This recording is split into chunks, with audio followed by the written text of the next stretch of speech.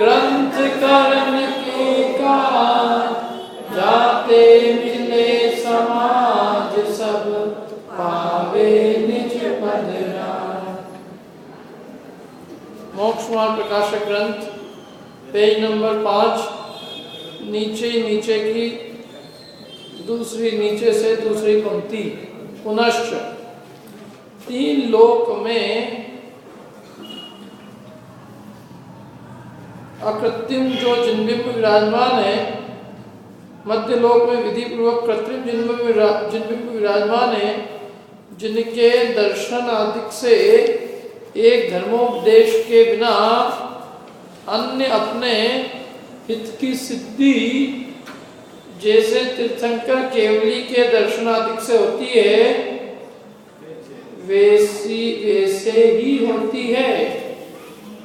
उन जिन बिंबों को हमारा नमस्कार हो। नमस्कार करना है, यहाँ पहले पंच परमेष्टि को नमस्कार किया, उनके स्वरूप का चिंतन किया, फिर 24 तीर्थंकर को नमस्कार किया, फिर 20 तीर्थंकर को नमस्कार किया। यद्यपि 24 तीर्थंकर और 20 तीर्थंकर पंच परमेष्टि में गर्भित थे, तो भी वर्तमान काल में इनकी विशेषता जानकर इनको अलग से नमस्कार। फिर अब जो है यहाँ पर अकृत्रिम जिन बिंबों को और कृत्रिम जिन बिंबों को नमस्कार। ये जिन बिंब क्या है? बिंब, जिन बिंब किसे कहते हैं? बिंब मतलब प्रतिमा, जिन प्रतिमा, जिन प्रतिमा को जिन बिंब कहते हैं। 9 देवता माने गए, 9 देवता, ये 9 देवता हैं अपने। तो ये 9 देवता कौन है? पंच परमेष्टि, जिन धर्म, जिनागम, जिन चैत्य और जिन चैत्यालय, ये है 9 देवता। ये 9 देवता की तर्ज पे लोगों ने 9 का फिगर अच्छा था तो 9 ग्रह पता नहीं क्या क्या होगा, है वो 9 देवता। पंच परमेष्टि उसमें जिन धर्म है, जिनागम, जिन चैत्य और जिन चैत्यालय। तो जिन बिंब जिन चैत्य को कहते हैं, मतलब जो जिन भगवान की प्रतिमा है वो चैत्य है, जिन बिंब है, और वो जहाँ आलय माने उसको, वो जहाँ रखी रहती है उसका जो स्थान है वो चैत्यालय। चैत्य का स्थान चैत्यालय, मंदिर चैत्यालय और मंदिर में प्रतिमा चैत्य है। तो प्रतिमा और मंदिर दोनों भी पूज्य है, क्योंकि वहाँ पंच परमेष्टि की प्रतिमा विराजमान। पंच परमेष्टि पना होने से, वो प्रतिमा पंच परमेष्टि की होने से, और वो मंदिर पंच परमेष्टि की प्रतिमा वाला होने से पूज्य। प्रतिमा किसकी है? पंच परमेष्टि की। और मंदिर किसका है? पंच परमेष्टि का। तो वो मंदिर ही पूज्य, प्रतिमा ही पूज्य। और जिन धर्म, जिन्हें भगवान द्वारा कहा गया विप्राग धर्म, वही पूज्य। जिन धर्म, जिनागम, जिन वाणी, वही पूज्य। क्या जिनागम तो परम पूज्य ही, देव शास्त्र गुरु तीनों में रखा उसको। शास्त्र जो है उनमें, मतलब शास्त्र को पूज्य के अंदर अलग से एक स्थान मिला। क्या 9 देवताओं में एक स्थान है जिनवाणी को, देवशास्त्र गुरु में पूरा स्थान है जिनवाणी को, शास्त्र को। तो इसलिए आप सोच लो कि शास्त्र जो है वो कितना, मैंने उसकी कितनी महिमा है, उसका क्या स्थान है, जिसका पंच परमेष्टि 9 देवता में एक स्थान हो। देवशास्त्र गुरु की रोज पूजा करते हैं ना, उसमें शास्त्र को स्थान मिला हुआ है क्या? तो आप समझ सकते हो उसकी कितनी वैल्यू है, उसकी इंपॉर्टेंस कितनी है। क्योंकि महिमा देव की और गुरु की, और देव के और गुरु का स्वरूप कैसे जानेंगे? शास्त्र से। यानी कितनी इंपॉर्टेंस है कि नहीं है जिनवाणी की। पंच परमेष्टि को नमस्कार वही करेगा जो पंच परमेष्टि के स्वरूप को जानेगा। जिसको मैं पूछूं किसी बच्चे को कि ये बता तू अनंत सिद्धाचार्य उपाध्याय सरसाधु किसे कहते हैं, और मुंह देखने लग जाए मैंने कहा तूने नमोकार मंत्र पढ़ के जिंदगी भर में किया क्या? तेरे को इतनी अकल नहीं आई, बुद्धि नहीं आई कि तू ये समझे कि जिनको मैं नमस्कार कर रहा हूँ उनका क्या स्वरूप है। यदि कोई व्यक्ति एक लाइन में बता नहीं पाए, एक लाइन दो लाइन में, एक लाइन भी नहीं बोल पाए पंच परमेष्टि के बारे में, तो वो क्या कर रहा है? तो इसका कारण ये कि शास्त्र में उसका स्वरूप लिखा है, इसलिए उन्होंने शास्त्र को पंच मतलब 9 देवताओं में स्थान दिया, देवशास्त्र गुरु में स्थान दिया कि कम से कम उसको पढ़े। तो उनको नमस्कार किया पहले, किनको? पंच परमेष्टि को, फिर पंच परमेष्टि के अलावा 24 तीर्थंकर को, 20 तीर्थंकर को, फिर जिन बिंबों को। जिन बिंब 2 प्रकार के, कौन कौन से? अकृत्रिम और कृत्रिम। कितने होते हैं अकृत्रिम जिन बिंब? अकृत्रिम जिन बिंब कितने हैं? असंख्यात। कृत्रिम भी बहुत है, संख्यात है। जिन बिंब मतलब जिनेंद्र भगवान की प्रतिमा। तो कृत्रिम और अकृत्रिम में क्या अंतर है? अकृत्रिम जिन बिंब माने जो किसी ने बनाया नहीं है, अनादि से है, अनंत काल तक रहेगा। जैसा अपना आत्मा अनादि अनंत है, ऐसे जो जिन बिंब अनादि अनंत है वो अकृत्रिम है। जो किया नहीं है वो अकृत्रिम है, जो नया नहीं किया गया। कृत्रिम माने किया गया, और अकृत्रिम माने ओरिजिनल, नेचुरल, प्राकृतिक, अकृत्रिम सौंदर्य, किया नहीं गया। तो ऐसे अकृत्रिम जिन बिंब है जो किसी ने बनाया नहीं है, जैसे हम आप अनादिकाल से हैं, ऐसे वो अकृत्रिम जिन बिंब भी अनादिकाल से। और ऐसे अकृत्रिम जिनालय हैं, उन अकृत्रिम जिनालयों में वो अकृत्रिम जिन बिंब विराजमान है।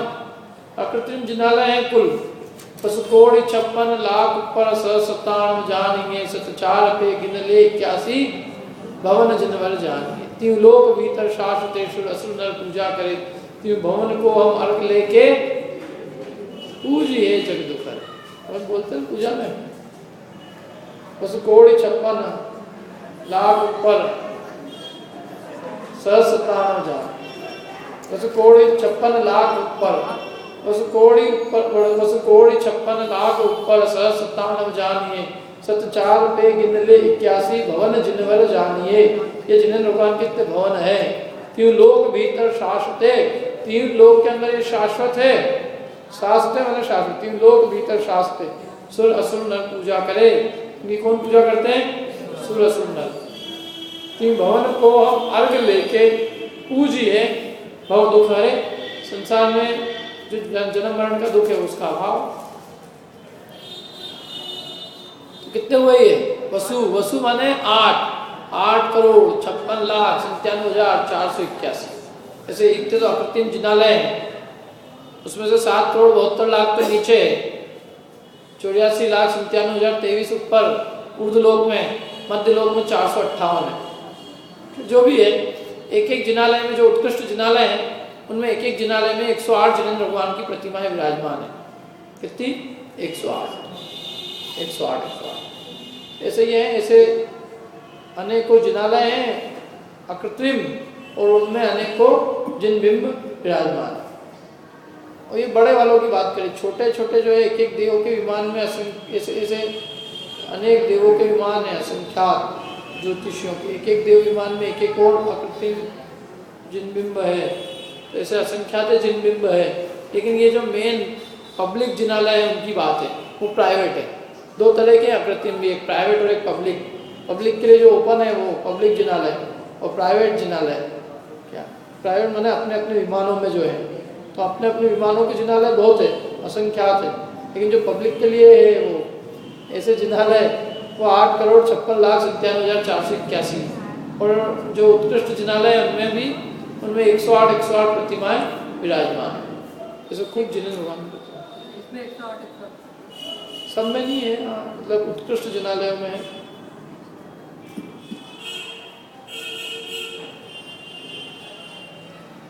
या ये समझ लो, अभी तो सब में ही लगे। तो इतनी प्रतिमा 108 प्रतिमा सब में ही है। तो 108 प्रतिमा जोड़ लो, कितनी हो गई? 8 करोड़ 56 लाख 97,481। इनमें 108 प्रतिमा, तो 8,56,97,481 यदि मंदिर और एक एक में 108 है तो कुल कितनी है, गणित निकाल लेना जो भी है। 800 करोड़ लगभग, 8 अरब अकृत्रिम जिन बिंब, उनका अपन वर्णन पढ़ते हैं सब पंचमेरु नंदेश्वर की पूजा में। ऊंचे पाए 500 धनुष तन पद्मासन परम भौन भावन प्रतिमा, लाल नख मुख नयन श्याम और श्वेत है, भोह शिर केश छवि, श्याम रंग भोह शिर केश छवि देत, वचन बोलत मनो भौन भाव, वयन नहीं कहे, वयन नहीं कहे लखी होत सम्यक धर्म, वचन नहीं उनके, वो कुछ वचन से कुछ बोलते नहीं है, प्रतिमा कुछ बोलती नहीं है, वयन नहीं कहे, लेकिन उसको देखकर लखी होत, देखने मात्र से सम्यक दर्शन की प्राप्ति हो जाती है। जिसने पूर्व में भगवान जिनेंद्र की देशना सुनी हो, देशना लब्धि सुनी हो, तो उनकी प्रतिमा देखते ही उसको पूर्व हो की देशना का स्मरण हो जाए, भगवान के स्वरूप को देखते ही भगवान का स्वरूप याद आ जाए और सम्यक की प्राप्ति हो जाए, ऐसा उसका फल है। जिनेंद्र भगवान की प्रतिमा को देखकर सम्यक दर्शन की प्राप्ति हो जाए, ऐसी वे कृत्रिम बड़ी बड़ी प्रतिमाएं हैं। लाल नख, नाखून जैसे लाल हो, मुख नयन श्याम और श्वेत, भोह शील केश छवि, भोह शील केश छवि, श्वेत अरु श्याम अरु क्या है, लाल नख और वह नाक जैसे नाखून है, मतलब रत्नों के हैं ये सारे। और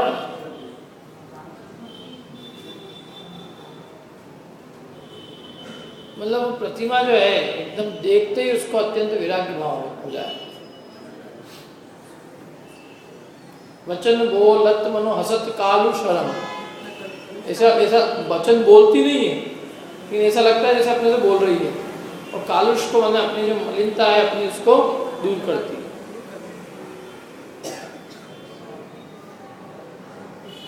रत्नमयी धनुष पद्मासन, रत्नमयी जिन बिंब सोई, रत्नमय है उसे, उनके केश भी रत्न के, नख रत्न के, जो कुछ भी है सब रत्नों की प्रतिमाएं हैं। वे 500 धनुष की अकृत्रिम जिन बिंब, 500 धनुष, आधा मील ऊंची, मध्यलोक में है, अपने आप ही नहीं, आसपास ये सब विजयार पर्वत आदि क्षेत्रों पे दूर है अपने से, नहीं तो यहीं की ट्रिप बना देते। यहाँ तो सब कृत्रिम है। तो यह कृत्रिम जिनबिंब में इनको नमस्कार किया, और कृत्रिम जिनबिंब जो हमारे द्वारा बनाए गए हैं उनको नमस्कार किया। अपन जो मंदिरों में दर्शन करते हैं वो कौन से हैं, कृत्रिम है क्या, कृत्रिम जिनबिंब है। और इनके नमस्कार करने से अपने हित की सिद्धि वैसे ही होती है जैसे साक्षात तीर्थंकर केवली के दर्शन अधिक से होती है, इसलिए ये भी अपने लिए उपकारी है। और बल्कि इतना तक लिखा है जिनवाणी में कि किसी के परोक्ष विनय में उसके प्रति बहुमान का भाव अधिक होता है। प्रत्यक्ष तो आपको ही विनय करता है, किसी की परोक्ष भी यदि अपन विनय कर रहे हैं इसका मतलब तभी होगी जब वो उसके प्रति अपने को बहुमान होगा। तो इस पंचम काल में भी तीर्थंकर न होने पर भी जो उनकी प्रतिमा बनाकर पूछते हैं तो वो बिना तीर्थंकर के तीव्र अनुराग के होता नहीं, मतलब उनके पीछे भी उनकी प्रतिमा बनाकर पूछ रहा है तो कह रहे हैं कि उसके परिणामों में उत्कृष्ट विशुद्धि हुए बिना ये काम हो सकता नहीं। इसलिए वो ऐसा नहीं कि तीर्थंकर होंगे तो ही उसको जो है वैसा कार्य उसकी विशुद्धि वैसी होगी। तीर्थंकर के अभाव में भी उनके परोक्ष रूप में भी उनकी वाणी के श्रद्धांत से, उनके स्वरूप के श्रद्धांत से जिसको यदि उनके प्रति बहुमान हो तो वो उस जाति का बहुमान हो सकता है जो उनके साक्षात भी नहीं होता। क्या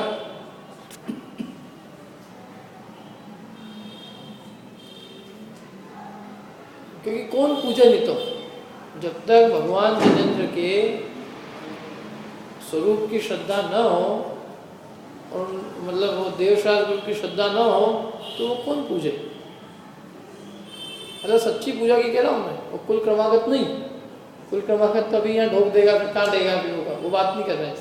मन तो जो वस्तु स्वरूप समझकर उनके अत्यंत उत्साह से भक्ति करता है तो वो कहते हैं कि वो भक्ति उसको कदाचित साक्षात में जो फल नहीं देती उससे अधिक फल दे सकती है। ये है उसका बिंब के दर्शन का फल। परोक्ष विनय भी महान है, क्योंकि परोक्ष विनय वो बहुमान के बिना नहीं होती।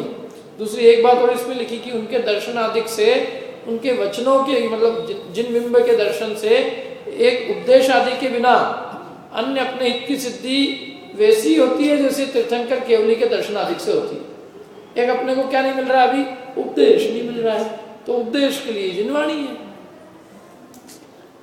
जो अपने को फायदा साक्षात तीर्थंकर केवली के समीप बैठकर मिलता, वही लाभ अपने को आज भी उपलब्ध है। और वो कह रहे हैं जिन बिंब के दर्शन से अपने को वैसे ही दर्शन होते हैं जैसे साक्षात भगवान के दर्शन होते हैं। बस एक अपने को वाणी नहीं मिलती तो वाणी की भी पूर्ति जो है जिनवाणी माँ कर देती है। इसलिए अन्य अपने सारे हित की सिद्धि वैसी होती है। इसलिए ऐसा जानकर उन्होंने जिन बिंबों को भी नमस्कार किया। जिन बिंबों से भी अपने हित की सिद्धि होती है।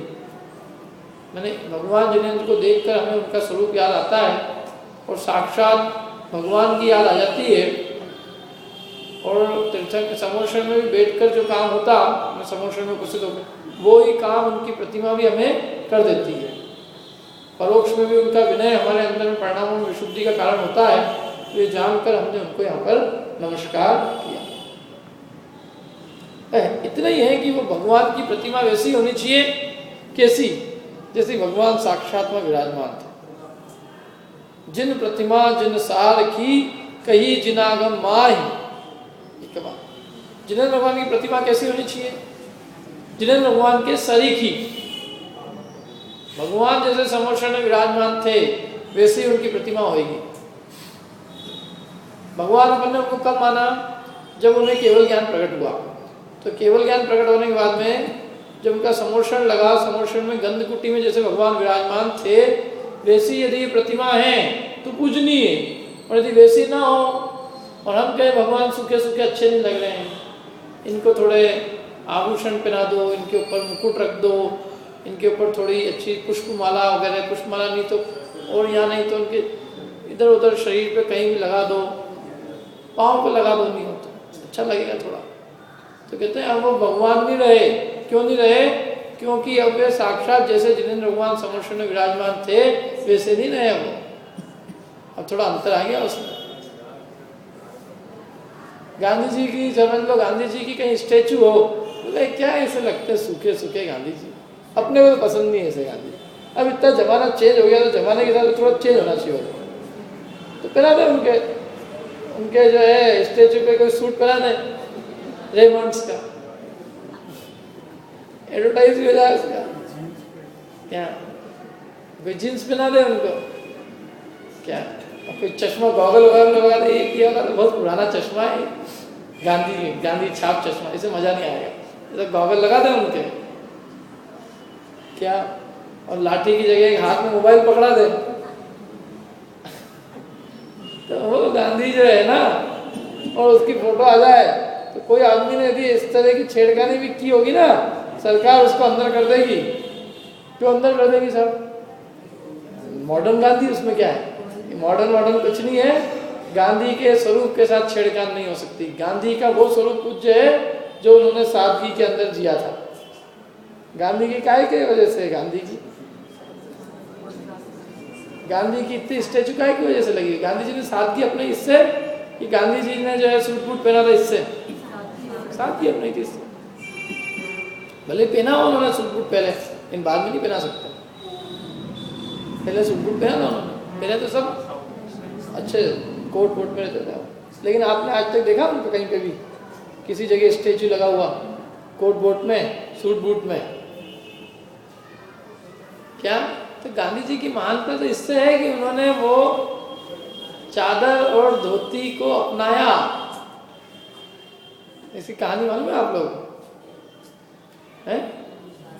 ये गांधी जी का, गांधी जी ट्रेन से जा रहे थे एक बार, तो ट्रेन में उन्होंने देखा रास्ते में नदी के अंदर कि एक महिला बेचारी, एक कपड़ा था उसके पास में और वो उसी को ही धो रही थी और वहीं खड़ी थी वो और सुखा रही थी वो। उन्होंने उनसे पूछा कि क्यों ऐसा क्यों कर रही तू? तो उसने पूरा बताया अपना इतिहास कि मेरे पास में एक ही धोती है और 6 दिन मेरे को काम करती हूँ, तो 6 दिन काम करती हूँ, तो काम करते समय मेरे को फुर्सत नहीं कि मैं यहाँ आऊँ धोऊँ।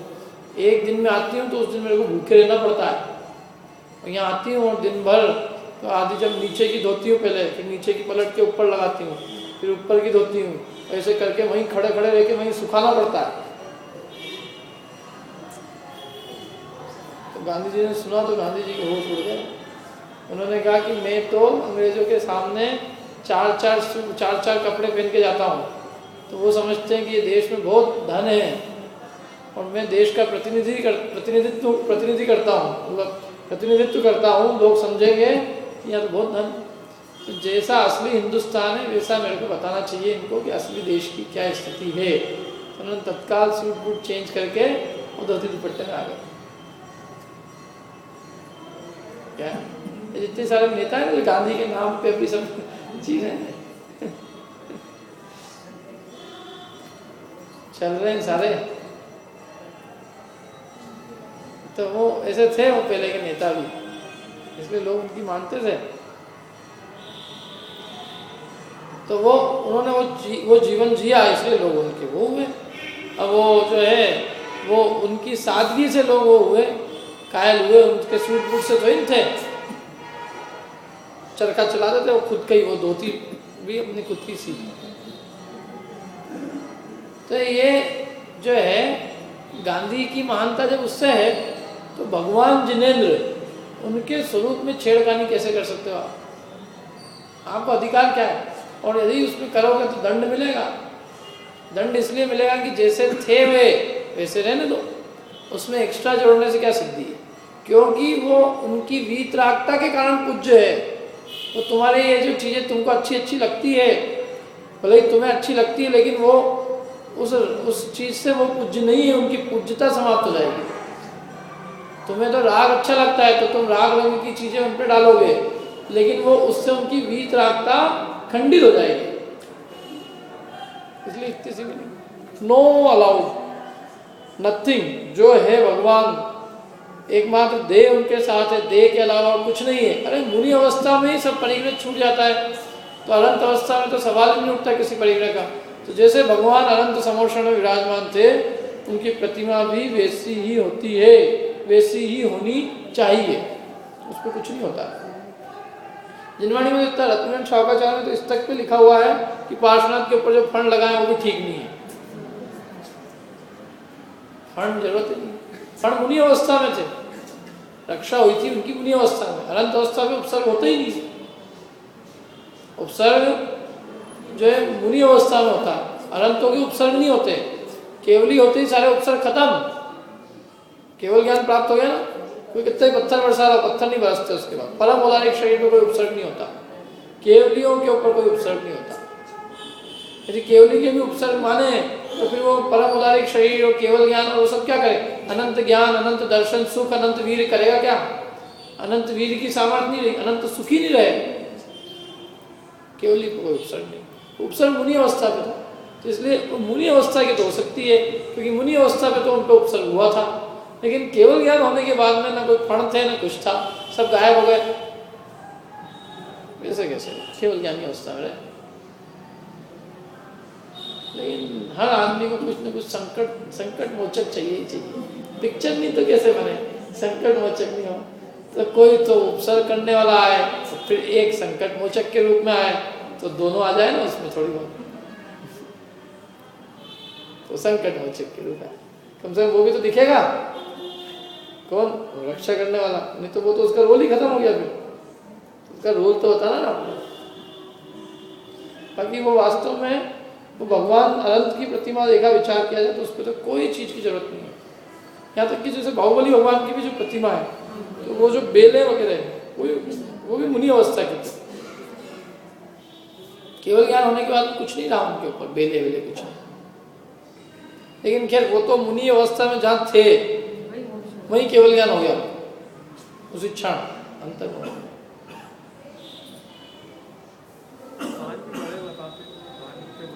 कान मान कोई बड़े नहीं हो जाते, कान से क्या लेना देना है।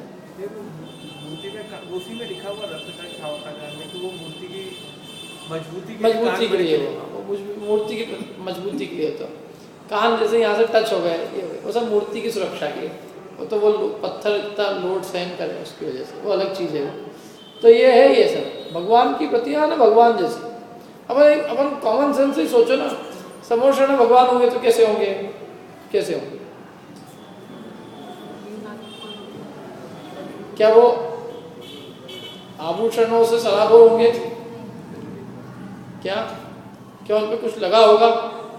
अरे उनके पास तक नहीं जा सकता कोई। आपको मालूम ऐसी व्यवस्था रहती है इंद्र की, दूर से दर्शन मिलते हैं और समीप में जाके उनके चरणों के नहीं करते हैं, नहीं तो हर आदमी आके लाइन लग जाए वहीं समोषण में, और पहले मनुष्यों का और फिर तिरंचों का, और वहीं धंधा पानी चालू हो जाए लोगों का। लाइन लगाई इतने रुपये, उसमें क्या है टिकट, कुछ नहीं, दर्शन करने को मिलते हैं। भगवान का स्पर्श नहीं होता, भगवान अंतरिक्ष में अधर होते हैं विराजमान, और गंध कुटी होती है, वहां तक किसी की ताकत नहीं। आपको वाणी सुनने को मिल रही है, बहुत है। दर्शन कर लो चारों तरफ से घूम के, चारों ओर से भगवान के दर्शन करोगे, ऐसा लगेगा साक्षात भगवान अपनी ओर देख रहे हैं, लेकिन भगवान के स्पर्श करने कुछ नहीं, अंतरिक्ष में विराजमान, इसलिए उनको कोई क्या करे। इसलिए ये सब बातें हैं। भगवान की प्रतिमा भगवान के जैसी होती है। जिन प्रतिमा जिन सार की कहीं जिनागम माई, अंश मात्र दूषण लगे तो पूजनीक है नाई, ये बात लिखी है। देखो अब आगे पढ़ते हैं, क्योंकि वो तो उससे तभी तो हित होगा। अपन ने यदि उसका रूप बदल दिया तो वह बिंब जिंदगी नहीं दिला। जो उससे चीज अपने को लेनी चाहिए वो क्या लेनी है? वीतरागता ही तो लेनी है। वीतरागता ही अपन ने खंडित कर दी, तो अब लेने के लिए बचा ही क्या?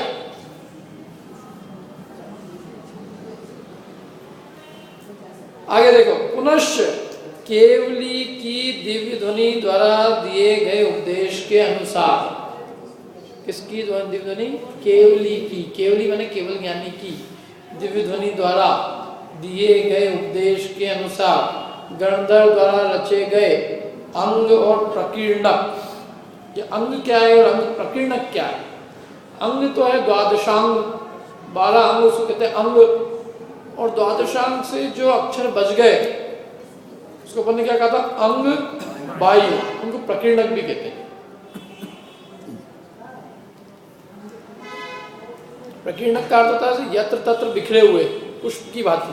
फूल अपन ने उसे उड़ा है, फूल इधर उधर फैल गए, तो एक निश्चित क्रम में नहीं। ऐसे ही ये यत्र तत्र जो शब्द बच गए, जो कुछ भी, उनसे बनता है प्रकीर्णक। और बाकी जो पूर्ण शब्द से बने हैं, जिनसे पद बन सकते हैं, वो सब काहे में जाते हैं? अंग में। तो अंग और प्रकीर्णक, तो वो तो मूल हो गए। भगवान की दिव्य ध्वनि द्वारा दिए गए उपदेश के अनुसार गणधर द्वारा रचे गए अंग प्रकीर्णक, गणधर रचते हैं अंग प्रकीर्णकों को, एक अंतर मूर्त में द्वादशांग की रचना कर देते हैं। बुद्धि रिद्धि के धारी होते हैं। 700 भाषाओं में 18 महाभाषा, 700 लघु भाषा में भगवान की ध्वनि होती है। उन सबको एक साथ सुनने की सामर्थ्य होती है। कोष्ठ बुद्धि रिद्धि होती है, जो बात कह रहे हैं उसको धारण करने की सामर्थ्य है। क्या?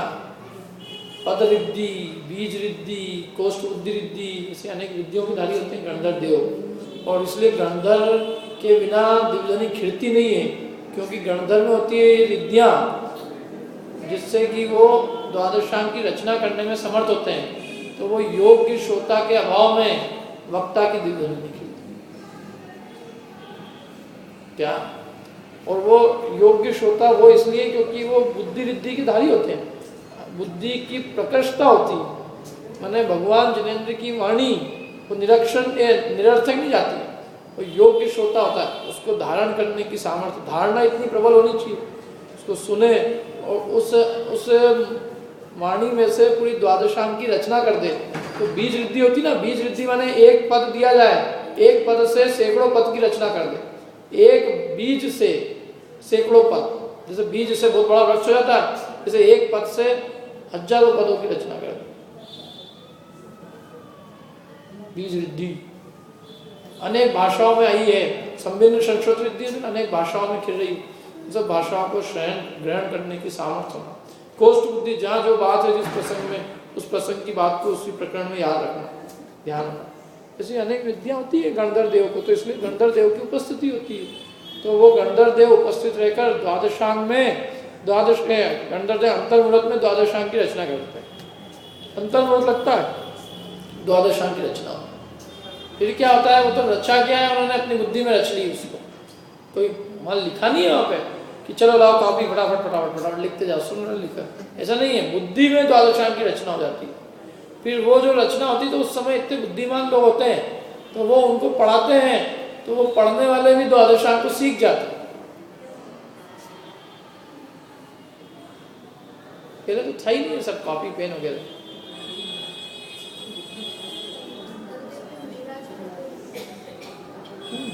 गणधर देव आचार्यों के गुरु,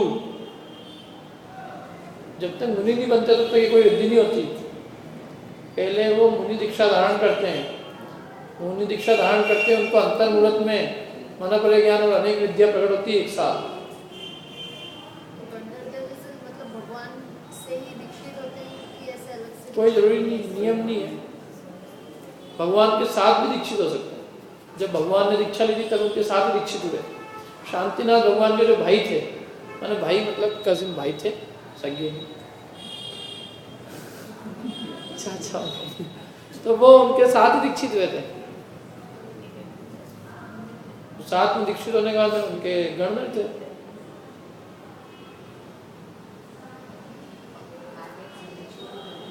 तो उसमें कोई बात नहीं हो, तो उनके साथ हो, पहले हो, साथ में हो, बाद में हो, उससे कोई दिक्कत।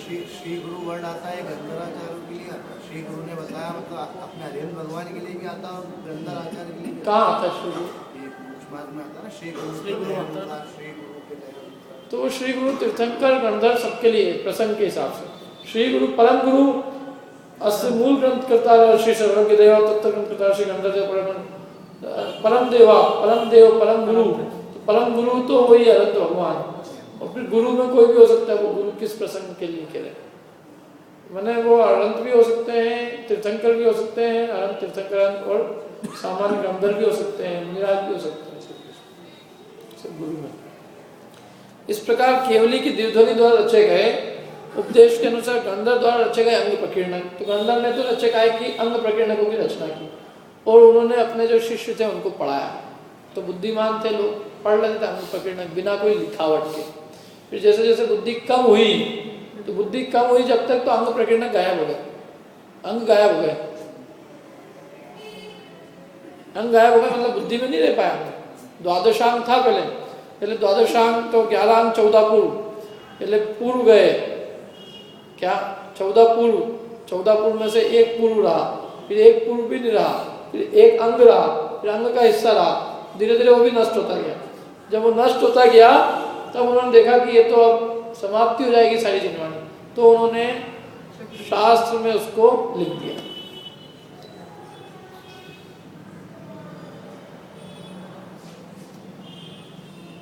बुद्धि की हीनता जानकर, अपन ने कहानी पढ़ी थी नहीं, षटखंडागम लिखा, कर्म सिद्धांत को, कुंदाचार्य देव ने अध्यात्म को लिखा। जैसे दोनों ने एक एक धारा को सुरक्षित रखा, किसी की वजह से जिनवाणी अपने को प्राप्त हुई। चारों नियमों में जिनवाणी। तो ये अंग प्रकीर्णक रचे गए, और उनके अनुसार अन्य आचार्य अधिकों द्वारा रचे गए ग्रंथ आदि। उन्होंने पहले, वो तो अंग तो इतने बड़े, अब उसका सार लेकर जो अपने को समझ में आए, ऐसे अन्य आचार्यों ने उसके अनुसार अन्य ग्रंथ रचे। जब आचार अंग चला गया, मतलब ये जो अंग पूर्व तो चले गए, लेकिन अंग पूर्व का जो सार था, तो वो सार को उन्होंने अपने ग्रंथों में भर दिया, ताकि उससे भी अपने को वस्तु स्वरूप समझ में आ जाए। अब इतनी अपनी बुद्धि नहीं है कि अंग का समझ सकें, तो कोई बात नहीं। उस अंग का जो सार है, उस सार को लेकर परवर्ती आचार्यों ने अनेक ग्रंथ बनाए। लेकिन ये जितने भी अपने पास ग्रंथ है, ये सब अंग पूर्व नहीं है, ये सब अंग पूर्व तो चले गए। उन अंगों का जो सार है वो है। यदि ये विस्तार, यदि अंग रूप में होता तो बहुत विस्तार होता है इसका। विस्तृत होते हैं। इन कोई बात नहीं, विस्तार नहीं भी हो तो भी अपने को अपने हिसाब से आ जाए। जैसे गंगा है, गंगा नदी तो बहुत बड़ी है, तो अपने लिए पहले एक बड़ा लोटा हो गया, फिर जब देखा कि ये तो बड़ा लोटे का भी इनकी सामर्थ्य नहीं है, हंडे की भी, तो लोटा लाए। लोटा भी नहीं था हमारे पास, तो गिलास ले लो, गिलास भी नहीं, कटोरी ले लो, कटोरी भी नहीं, चम्मच ले लो, क्या करें? ऐसा होता गया, कम होता गया। तो जैसे भी आदमी को पीने को तो मिले, बच्चे की तो एक चम्मच से ही प्यास बुझ जाती है, तो बच्चे के हिसाब से बच्चे की।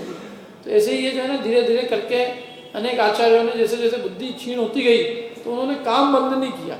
उन्होंने उस समय में जैसी बुद्धि थी उसी हिसाब से शास्त्रों की रचना करते गए।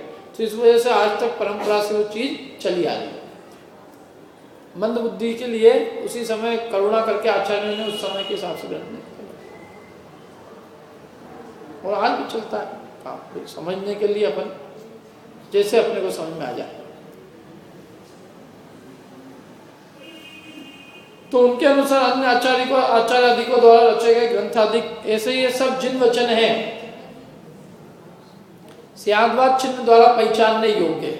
इनकी पहचान कैसे करेंगे? जिन वचन है इसकी पहचान क्या है कि चिन्ह की स्याद है, माने जहाँ स्याद्वाद मतलब समझे ना, अपेक्षा लगा के जो कथन किया गया है, एकांत का कथन नहीं है, एकांत का निषेध करने वाला, एकांत का खंडन करने वाला और अनेकांत का पोषण करने वाला, अपेक्षा लगाकर जो किया गया वचन है वो जो है वो जिन वचन है।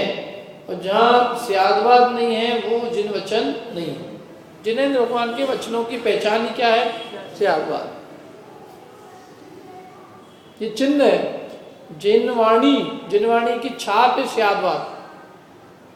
जैसे भगवान हिंदुस्तान की गवर्नमेंट का लेटर, उस पर उसका छाप होता है ना, सिंह का मोहर होती है, उस मोहर से जाना जाता है कि ये गवर्नमेंट लेटर है। ऐसे जिनवाणी की छाप, जिनवाणी के अंदर स्याद्वाद की छाप है, उससे जान लिया जाता है कि ये भगवान जिनेंद्र का लेटर है।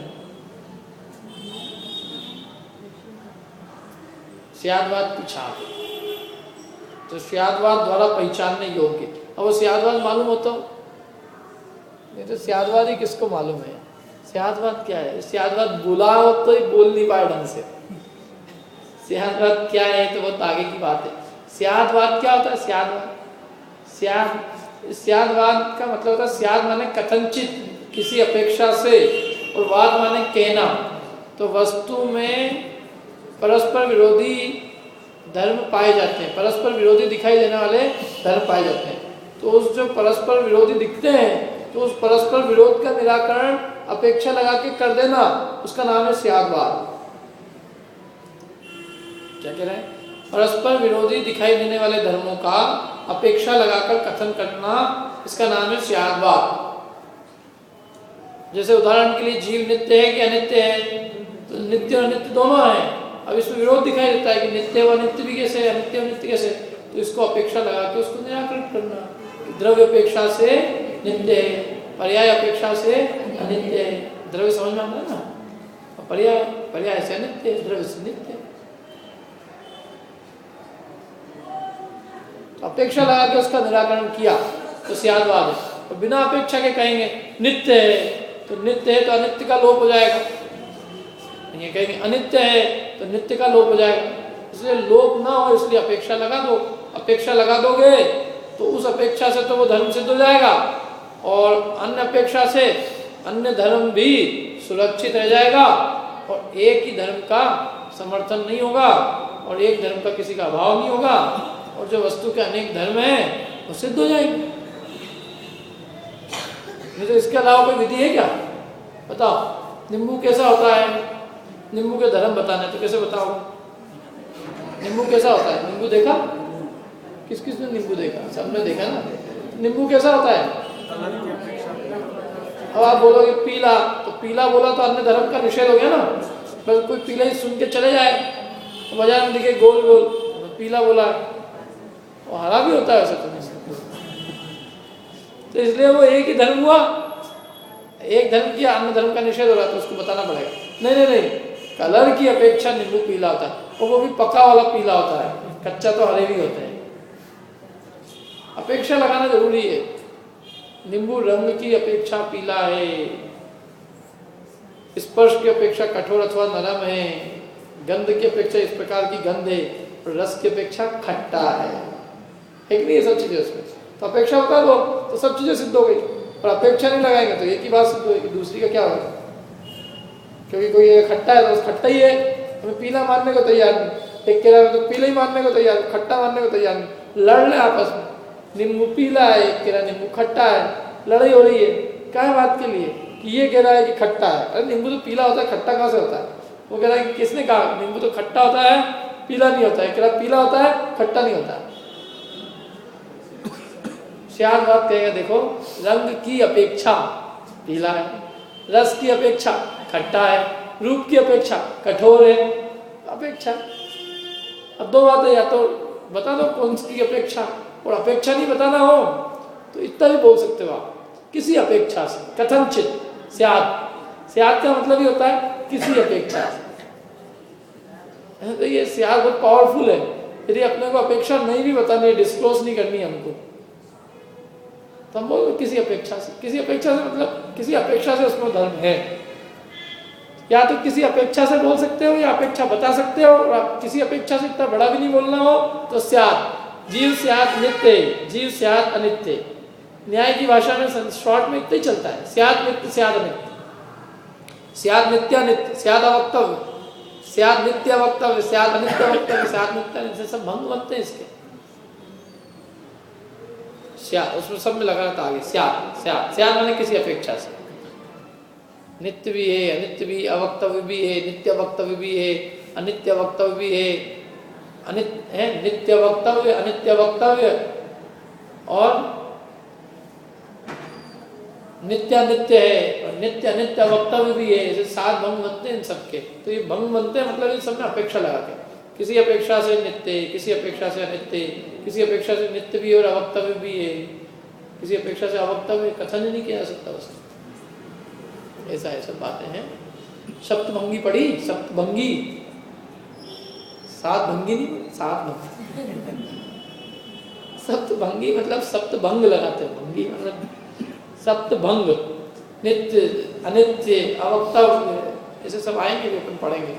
तो ये सब जो है जिनवाणी जो है स्याद्वाद चिन्ह द्वारा पहचानने योग्य है, न्याय मार्ग से अविरुद्ध है, न्याय से अविरुद्ध है। जिनवाणी की एक चिन्ह है, अपन ने जिनवाणी के 6 लक्षण बताए थे पहले, याद हो तो, एक था उसके अंदर कि जिसमें प्रत्यक्ष और अनुमान द्वारा कोई विरोध ना आए, जिसका वादी प्रतिवादी उल्लंघन नहीं कर सके, तो न्याय मार्ग से अविरुद्ध हो।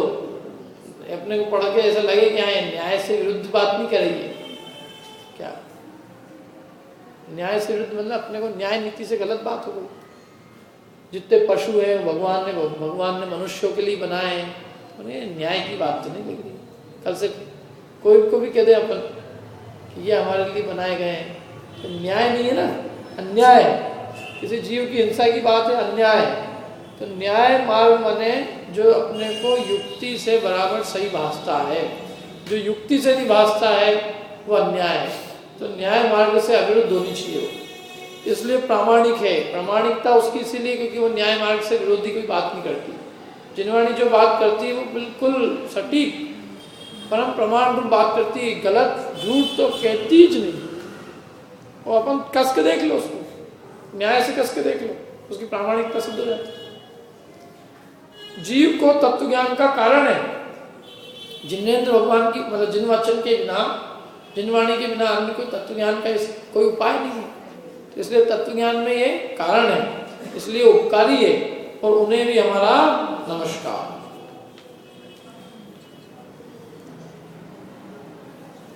किसको नमस्कार किया यहाँ पे?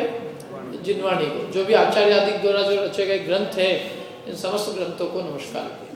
और ये वो आचार्य ने रचे, और आचार्य के वचनानुसारी जो वचन है उन सबको नमस्कार। मतलब होने चाहिए वो भगवान जिनेन्द्र के वचनों के अनुसार। उसकी प्रामाणिकता इस बात से कि वो न्याय मार्ग से विरुद्ध हो, तत्व का निरूपण करने वाली हो, वीतरागता का पोषण करती हो, स्याद्वाद चिन्ह द्वारा पहचानने योग्य हो, ये सब चीजें होनी चाहिए। अब देखो आगे, पुनश्च चैत्यालय आदि का उत्कृष्ट श्रावक आदि द्रव्य, तीर्थ क्षेत्र आदि क्षेत्र, कल्याण काल आदि काल तथा रत्नत्रय आदि भाव जो मेरे द्वारा नमस्कार करने योग्य है उन्हें नमस्कार करता हूँ, तथा जो किंचित विनय करने योग्य है उनकी यथा योग्य विनय करता हूँ। अब उनको सबको लिया देखो, द्रव्य से, क्षेत्र से, काल से और भाव से जो विनय योग्य है उन सबको नाम दिया। द्रव्य माने वस्तु स्वयं, तो द्रव्य में कौन आए? चैत्यालय। चैत्यालय द्रव्य, चैत्य को नमस्कार किया था अभी। किस किस को नमस्कार किया अभी तक देखो? सबसे पहले पंच परमेष्टि, 24 तीर्थंकर, 20 तीर्थंकर, फिर उसके बाद आज किस किस को किया? आकृतिम कृत्रिम जिनबिंब, उसके बाद में जिनवाणी। अब आगे चैत्यालय, चैत्यालय बच गया था ना, तो चैत्यालय, आदिका माता, उत्कृष्ट शावक माने क्षुल्लक और एलक, ये द्रव्य अपेक्षा से वस्तु स्वयं हुए ना, माने ये द्रव्य माने जो चैतन्य द्रव्य है, जो स्वयं है चेतन अचेतन द्रव्य, द्रव्य समझते ना, 6 द्रव्यों में जो द्रव्य, तो उत्कृष्ट शावक है, क्षुल्लक एलक, आदिका माता है अथवा चैत्यालय है, ये तो हो गए द्रव्य। और क्षेत्र में कौन लिया? तीर्थ क्षेत्र, तीर्थ क्षेत्र, सिद्ध क्षेत्र, अतिशय क्षेत्र। अतिशय क्षेत्र किसको कहते हैं? क्यों आशीष? जहाँ कोई चमत्कार हो, है ना, उसको अतिशय क्षेत्र कहते हैं। ये जिनवाणी में कहीं लिखा हुआ पढ़ा आपने? अतिशय क्षेत्र जहाँ भगवान के पंच कल्याण होते हैं उसको अतिशय क्षेत्र कहते हैं। अतिशय भगवान का पंच कल्याण होना है, लेकिन अब क्या करो, अतिशय चमत्कार कोई नमस्कार है इस दुनिया में। अनंत ज्ञान दर्शन सुख वीर्य की जब प्राप्ति हुई हो, कितना बड़ा चमत्कार हुआ है। भगवान को केवल ज्ञान प्रकट हो गया, केवल ज्ञान से बढ़ के कोई चमत्कार है? बताओ दुनिया में उससे बढ़ के कोई चीज हो तो? अरे चैतन्य आत्मा को वीतरागता और सर्वज्ञता की प्राप्ति हो गई, सबसे बड़ा चमत्कार हो गया है। ये जड़ चमत्कार में क्या है? उद्गल का खेल है, कोई देव भी कर सकता है। अभी मेरे ऊपर कुछ नहीं है, छत लगा मतलब उसमें कोई देव ही कर सकता है, उसमें कौन सी बड़ी आश्चर्य की बात है? अज्ञानी जगत की भीड़ लग जाएगी। ओ वो जो प्रवचन करते थे ऊपर छत लगे रहते हैं क्या? अब उससे कोई मतलब नहीं कि वो क्या बात पढ़ रहे हैं। वीतरागता विज्ञानता से कोई मतलब नहीं, छत्र से ज्यादा मतलब है कि नहीं है? इस जगह पे जो है सांप आता है इसलिए हम यहाँ आते हैं, ऐसे ये लोग। अरे भाई तुम अभी तक यही नहीं समझ पाए कि चैतन्य तत्व की क्या महिमा है। अनंत चतुष्टय, वीतरागता, विज्ञानता, अनंत ज्ञान दर्शन सुख, आत्मा के विभव को अब तक तुमने पहचाना ही नहीं। भगवान क्या चीज है? ये चमत्कार चमत्कार करने के लिए उनकी इतनी वैल्यू समझ रखी। जो काम एक भवनवासी कर सकता है और उस काम के लिए तुम उनको महान मानो हो, इसका मतलब ये है कि अभी तुम्हें भगवान का सच्चा स्वरूप भाषित नहीं हुआ है। वो तो भवनवासी देव कर सकता नहीं कर सकता। कोई मुस्लिम वो मरे तो वो भी उसको जहाँ की भी उसके संस्कार होंगे वो वहां करने लग जाएगा, तो तुम उसको भी मानने लग जाओ फिर कल से। वहां भी चमत्कार हो रहा। किसी कोई हिंदू मर के यदि भवनवासी अंतर बना, उसके वजह से संस्कार है, उसने अपने मंदिर में चमत्कार दिखा दिया, यहाँ दौड़ पड़े, क्योंकि इनको तो चमत्कार पूज्य है। तो चमत्कार तो कोई भी कर सकता है, इसलिए इन चमत्कारों से भगवान की पूज्यता नहीं है। चमत्कार तो कोई मायावी भी कर सकता है, कोई जादूगर ही चमत्कार दिखा सकता है। बोलो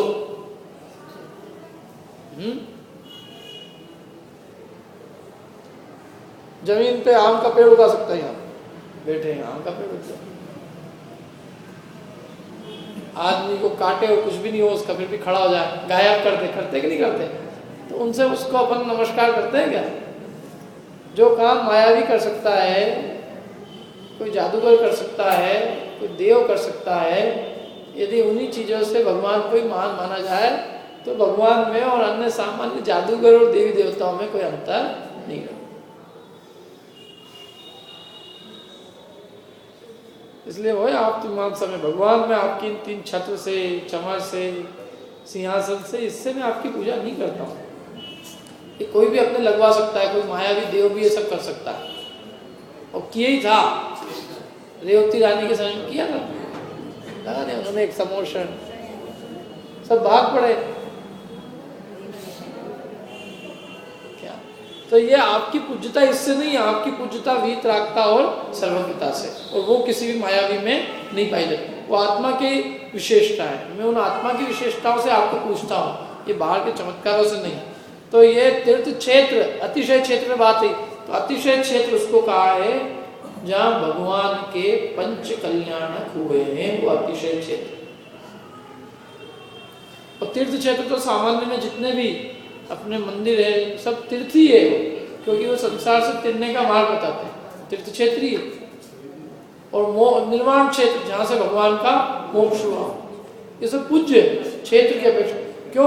वो क्षेत्र पे आकर अपने परिणाम निर्मल होते हैं, संसार के सारे आरंभ परिग्रह से दूर होकर अपने को आत्म ध्यान के लिए योग्य क्षेत्र और आत्म ध्यान करने के लिए योग्य अनुकूल वातावरण मिलता है। घर गृहस्थी में रहते हुए अपने परिणाम नहीं होते, घर गृहस्थी की चीज़ों में लगे रहते हैं, और जब अपन सब कुछ छोड़ के चले जाते हैं तो अपने आप अपने परिणाम जो है धर्म में लगना सहज स्वाभाविक हो जाता है। इसलिए वो क्षेत्र अपने लिए निमित्त है, क्योंकि वो सब एकांत में है सारे। अपने जितने भी क्षेत्र है भीड़ भाड़ में ही सारे निर्माण क्षेत्र सब दूर दूर है कि नहीं। 24 तीर्थंकरों के निर्माण क्षेत्र कहाँ है? सब दूर है। कोई भी आज भी वो शहर से दूर है।